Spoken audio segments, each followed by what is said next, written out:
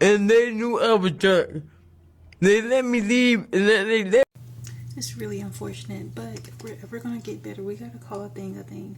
And as heart-wrenching as this story is, I just want to share a little bit of my perspective, and this is in regard to this lady. Okay, so she went through a lot of triumphs, a lot of traumas, unfortunately, and heartbreaks. Okay, and so her raw, unfiltered interview on Soft White Underbelly, okay, it painted a completely thought-provoking depiction of her struggles, okay, the things that were devastating, including this particular car accident. Okay, now, although beneath this public fascination with this story, okay, people are seeing the things that she's had to experience, okay, but there is also the contrast of a lack of accountability, okay, and I want to be very compassionate and careful how I broach this subject, but a lot of the things that she endured was self-inflicted. Okay,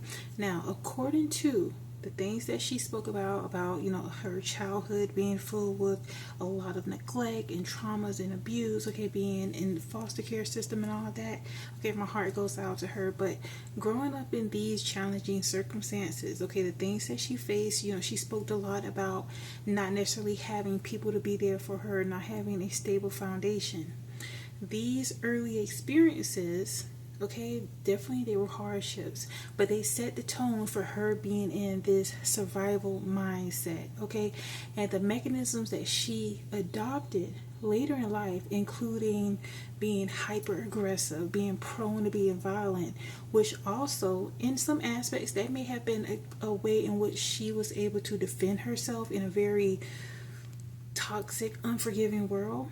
But her behavior, often criticized as volatile, must be understood is the context of the pain that she was dealing with. Okay, so furthermore, you know, she speaks about how she got into the lifestyle of, you know, self-exploitation. Okay, I'll just leave it at that.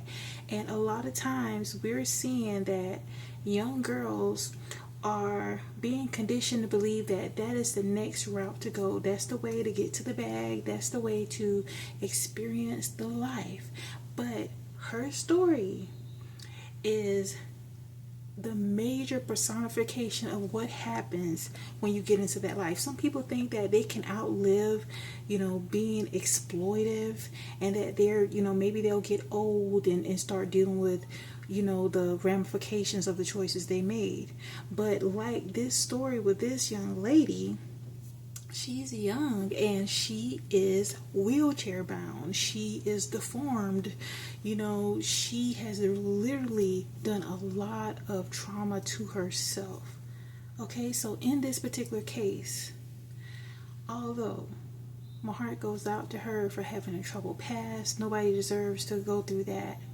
But the thing that really sticks out is how she constantly speaks about nobody stopped her from getting into the car when they knew that she was drunk. But then she also would say that people couldn't approach her at all, that she would go off on everybody. So this is an aspect of what happens if you have an unchecked destructive behavior pattern. Okay, it's going to inevitably lead to some level of downfall. And again, when it comes to the accident and the subsequent condition that she's faced, okay, we are consuming this amount of garbage to the point where we are not seeing the correlation between people literally fighting each other, being pit bulls in skirts, tearing each other down for entertainment, and how that is having a bearing on being self-inflicted trauma. So instead of extending grace and, you know, focusing on all the societal aspects, we have to understand too that we have to take accountability for feeding into this cycle of self-exploitation in the face of achieving some type of prestige or money. Like, when it's all said and done, none of that stuff really matters. And when it comes to this lady's story, okay, this should serve as a cautionary tale of how fame, okay, people may magnify the wealth that they're getting.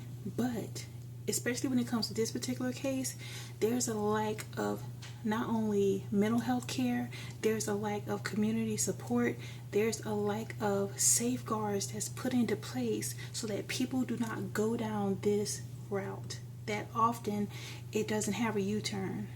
So if we further reflect on this particular story, it's crucial to also address the broader issue at play. How this industry and society at large is capitalizing off people being traumatized. Oftentimes we see these people, they may be in adult bodies, but they're still little girls or little boys. You can definitely tell by the way in which they deal with situations. They do not have the capacity to be solution oriented. It's just very reactionary.